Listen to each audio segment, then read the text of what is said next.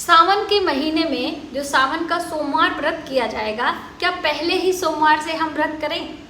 जैसे 11 जुलाई से सावन महीने की शुरुआत हो रही है और इस बार सावन में 4 सोमवार हमें व्रत करने को मिल रहे हैं। बहुत सारी बहनें मंगला गौरी का व्रत करती हैं तो वो भी इस बार 4 ही पड़ रहा है। ठीक है, तो अब बहुत सारी बहनें घर से बाहर हैं किसी ज़रूरी काम से, बहुत सारी बहनों को पीरियड हो गए हैं तो अभी पहले सोमवार से ही व्रत नहीं कर पा रही हैं। तो उनका पूछना है कि दीदी आप पहले से क्लियर कर दो कि क्या हम दूसरे सोमवार से व्रत कर सकते हैं कि नहीं। तो बिल्कुल आप दूसरे सोमवार से व्रत कर सकती हैं यदि पहले सोमवार को व्रत नहीं कर पाई हैं, क्योंकि जो पूरा सावन का महीना है वो भगवान शिव को समर्पित है और भगवान भोलेनाथ की कृपा पूरे दिन मिलती है। हर दिन सावन का एक एक दिन एक एक क्षण हमारे लिए कल्याणकारी है। तो आप भगवान भोलेनाथ की पूजा किसी भी दिन करेंगे वो आपके लिए महत्वपूर्ण है। लेकिन जो सावन में सोमवार पड़ते हैं, कहते हैं कि इससे यदि हम सोमवार कर लेते हैं तो पूरे वर्ष के सोमवार व्रत करने का पुण्यफल प्राप्त होता है। तो थोड़े में ज़्यादा की लालच हम मनुष्यों को हमेशा रहती है, तो इसीलिए इस महीने सोमवार का व्रत अच्छा होता है। अब देखिए, मान लीजिए सावन के महीने से शुरुआत करते हुए कंटिन्यू आप 16 सोमवार का व्रत करना चाह रही हैं। बहुत सारे लोग करते हैं। सोमवार का व्रत करने से मन भावन पति यानी कि आपका मनचाहा वर भी प्राप्त होता है और कहते हैं कि भगवान भोलेनाथ की तरह सभी अपने पति को चाहते हैं, यानी कि ऐसी इच्छा होती है कि जैसे भगवान भोलेनाथ हैं उसी तरह हमारे पति मिले। तो ऐसी कामना के साथ में लोग सोमवार का व्रत करते हैं। लोग कहावत भी कहते हैं ना कि कितने सोमवार के व्रत किए थे इस तरह से आपको पति मिले हुए हैं। तो आप सोमवार का व्रत 16 या जो भी करना चाहते हैं, पहले से दूसरे से जब भी आपको अवसर मिले आप अवसर न गंवाएं, क्योंकि मौका हर बार नहीं मिलता है। तो आप दूसरे से भी शुरू कर सकते हैं, पहले से भी शुरू कर सकते हैं। अब जो बहनें त्रयोदशी का व्रत पहले से कर रही हैं, अब उनके मन में है कि हम 16 सोमवार का भी व्रत कर लें, तो देखिए इतना ज़्यादा व्रत करने की ज़रूरत नहीं है। आप अपने स्वास्थ्य का भी ध्यान रखें। त्रयोदशी के व्रत में भी भगवान शिव और माता पार्वती की पूजा की जाती है और हम बात करें सोमवार की तो सोमवार में भी भगवान शिव और माता पार्वती की पूजा की जाती है। तो दोनों ही भगवान एक हैं, आपका भाव है। आप सोमवार के दिन पूजा कर लें, जल चढ़ा दें शिवालय जाकर। जैसे कि मैंने आपको लास्ट वीडियो में सावन माह की शुरुआत कब हो रही है और कब होगी समाप्त, कितने सोमवार पड़ेंगे, उसमें मैंने आपको एक विशेष कार्य बताया था जो कि कंटिन्यूसली आपको करना है पहले ही दिन से, यानी कि 11 जुलाई से लेकर 9 अगस्त तक आपको करना है। तो ये कार्य आप कर सकते हैं कि 1 लोटा जल शिवालय जाकर आप चढ़ाएं और वहीं पर बैठकर भगवान शिव के मंत्रों का जप करें। आप शिव चालीसा पढ़ सकते हैं, भगवान शिव के 108 नाम ले सकते हैं। तो इस तरह से सावन के हर दिन अपने आप में महत्वपूर्ण होते हैं। सावन में ही हरियाली तीज आती है, सावन के महीने में ही आप कजरी तीज आती है। मतलब बहुत सारे त्यौहार आते हैं जो कि हम अपनी बहन बेटियों को दान देते हैं। दोस्तों, सावन के महीने में किन्नरों को यदि आप हरे रंग की चूड़ियाँ, हरे रंग के वस्त्र और कुछ हरे रंग के फल दक्षिणा के साथ देते हैं तो आपका बुद्ध अच्छा होता है। ये जो पूरा सावन का महीना होता है बहन बेटियों के नाम समर्पित है। अक्सर आपने देखा होगा नवविवाहिता कन्याएं जिनका नया विवाह है सावन के महीने में अपने मायके आ जाती हैं। तो उनका प्रश्न है कि दीदी हम अपने मायके से व्रत कर सकते हैं कि नहीं। बिल्कुल, आप कहीं भी रहें व्रत कर सकते हैं, पूजा उद्यापन सब कर सकते हैं। भैया आपका मायका है, आपका ससुराल है। ऐसा थोड़ी है कि आप मायके चले गए हो या विवाह हो गया तो आपका मायके में कोई हक ही नहीं है। आप कहीं से भी व्रत करेंगे, ईश्वर हर जगह है, ईश्वर आपकी सब सुनेंगे। आप पूर्ण श्रद्धा भाव से पूजा अर्चना कहीं भी कर सकते हैं।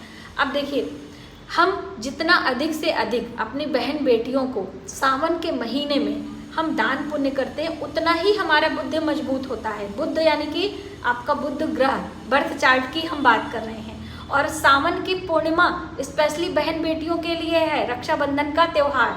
आपने देखा ना कि सावन पूर्णिमा पर बहनें रक्षा सूत्र और मिठाई लेकर आपके घर आती हैं और हम उपहार स्वरूप उन्हें कुछ न कुछ उपहार देते हैं। तो ये एक प्रकार का भगवान हमारे व्रत त्योहार के दौरान हमें दान पुण्य करने का अवसर देते हैं। तो आप यदि किन्नर को सावन के महीने में हरे रंग की चूड़ियाँ, हरे रंग के वस्त्र, चुंदरी, कुछ भी जितना आपका बजट है आप देने का प्रयास करें। अक्सर हम बात करें बस स्टैंड या हम बात करें चौराहे पर, ट्रेन में आदि, आजकल तो हर जगह किन्नर मिल जाते हैं। तो आपके महीने में क्या नहीं खाना चाहिए, तो देखिए सावन के महीने में हमें हरे पत्तेदार सब्जियों का त्याग करना चाहिए। तो देखिए हरे पत्तेदार सब्जियों का त्याग आपके स्वास्थ्य से जोड़कर देखा जाता है, इसमें कोई शुभ अशुभ नहीं माना जाता है। हरे पत्तेदार सब्जियों में हरे हरे कीड़े होते हैं और वो जाने अनजाने में आपके पेट में चले जाते हैं और आपको बीमार बना देते हैं। इसीलिए सावन के महीने में हरे पत्तेदार सब्जियों का सेवन नहीं करना चाहिए। ठीक है, अब कई लोग कहते हैं कि दीदी हम दूध दही का सेवन करें या ना करें, तो बिल्कुल आप कर सकते हैं। दूध दही भगवान भोलेनाथ को हम चढ़ाते हैं, पंचामृत से अभिषेक करते हैं, अलग अलग चीज़ों से अभिषेक करते हैं। तो आपने, ऐसा नहीं है कि हम प्रसाद के रूप में नहीं लेते, आप ले सकते हो। कई लोग त्याग करते हैं कि हम भगवान जी को चढ़ाते इसलिए हम स्वयं नहीं लेंगे, तो उनकी अलग बात है। और भगवान भोलेनाथ की प्रतिमा यदि आपके घर में नहीं है, आपकी प्रतिमा खराब हो चुकी है, शिवलिंग लाना चाहते हैं, तो सावन का महीना अति उत्तम है। आप सावन के महीने में अपने घर में भगवान भोलेनाथ की प्रतिमा ला सकते हैं। लेकिन दोस्तों जब भी हम प्रतिमा लेकर आते हैं तो पूरा सेट मिलता है, सेट मिलता है जिसमें कि शिवलिंग रहता है, नंदी भगवान रहते हैं, गले में सर्प रहता है और उसका एक अर्घा बना रहता है जिससे कि त्रिभुज आकार का रहता है, उस पर एक छोटा सा लोटिया रखा रहता है। हमारे प्रयागराज वाले घर में है, तो मैंने वीडियो में आपको दिखाया भी है, तो आप उसको जरूर लीजिएगा। उससे क्या होता है कि उसमें हम जल भर देते हैं और दिन भर थोड़ी थोड़ी जल भगवान भोलेनाथ पर अभिषेक स्वयं से होता रहता है। तो इस तरह से यदि आप शिवलिंग लेना चाहते हैं तो अपने घर में रख सकते हैं। देखिए गमले वगैरह में रखने की ज़रूरत नहीं है, आप अपने पूजा मंदिर में रख सकते हैं। और बहुत बड़ा शिवलिंग ना लें, छोटा सा शिवलिंग आपके लिए काफ़ी है। और नर्मदेश्वर शिवलिंग और पारद शिवलिंग अच्छा होता है। तो नर्मदा नदी से प्राप्त हुआ शिवलिंग नर्मदेश्वर शिवलिंग कहलाता है और पारद से बना शिवलिंग पारद शिवलिंग कहलाता है। अलग अलग प्रकार के शिवलिंग बताए गए हैं, सोने चांदी यानी धातु के शिवलिंग होते हैं, पारा के शिवलिंग होते हैं, अलग होते हैं, लेकिन हर शिवलिंग के पूजा करने का भी विधान अलग होता है। इसलिए आप अपने घर में नर्मदेश्वर शिवलिंग रखें, बिल्कुल सरल आसान तरीके से आप पूजा कर सकते हैं। भगवान भोलेनाथ को टीका, चंदन, पुष्प आदि चढ़ाकर अपनी मनोकामनाएं ले सकते हैं। और ऐसा नहीं है कि आप दान नहीं कर सकते हैं, शिवलिंग का दान भी कर सकते हैं। लेकिन जैसा मैंने आपको बताया है एकादशी वाले व्रत में कि दान हमेशा सुपात्र को देना चाहिए। मान लीजिए सावन के महीने में कहीं शिव मंदिर का निर्माण हो रहा है और आपके मन में इच्छा है कि हम शिवलिंग दान करें, तो आप उस मंदिर में जाएं और वहाँ के पुजारी या वहाँ के कार्यकर्ता से बात करके स्वयं शिवलिंग लाकर वहाँ पर स्थापित करवा सकते हैं। ऐसा करने से आपके पूर्व जन्म के संचित पापों का विनाश होता है, आने वाली संतानें उस पुण्य फल का सुख भोगती हैं एक शिवलिंग का दान करने से। और दोस्तों चलते चलते मैं आपको बता दूं कि शिवलिंग रखने का एक सही दिशा होता है, हर दिशा में शिवलिंग नहीं रखा जाता है। तो आप शिवलिंग जब भी रखें अपने पूजा मंदिर में, तो उसका जो जलहरी होता है, जो उसके जल निकले का निकासी का स्थान होता है जिसे जलहरी कहते हैं, और उसका मुख उत्तर दिशा में ही होता है। ऐसे उत्तर दिशा की तरफ सेट करके आपको रखना होता है। ठीक है, अक्सर पहले जंगलों में और अलग अलग वीरानों में जो शिवालय बने होते थे, लोग उससे देखकर दिशाओं का ज्ञान प्राप्त करते थे। पहले इतनी घड़ियाँ, पहले इतनी सुविधाएं नहीं था, टेक्नोलॉजी बहुत कम थी, तो लोग जंगलों में फंस जाते थे, तो कहीं मंदिर दिखाई देता था तो लोग फटाक से वहाँ जाते थे और शिवालय को देखकर दिशाओं का ज्ञान लेते थे कि भाई इस दिशा में हम आ रहे हैं। इस तरह से बहुत सारी दोस्तों छोटी छोटी बातें होती हैं जो कि हमें जानने समझने लायक होती हैं।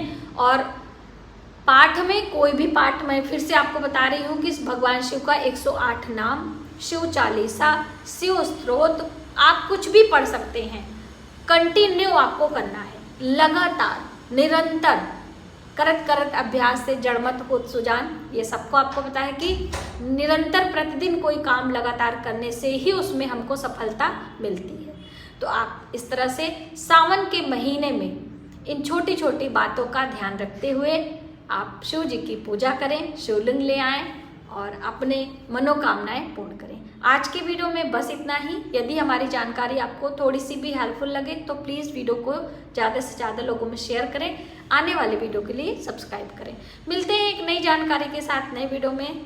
तब तक आप अपने परिवार का ख्याल रखें। जय माता।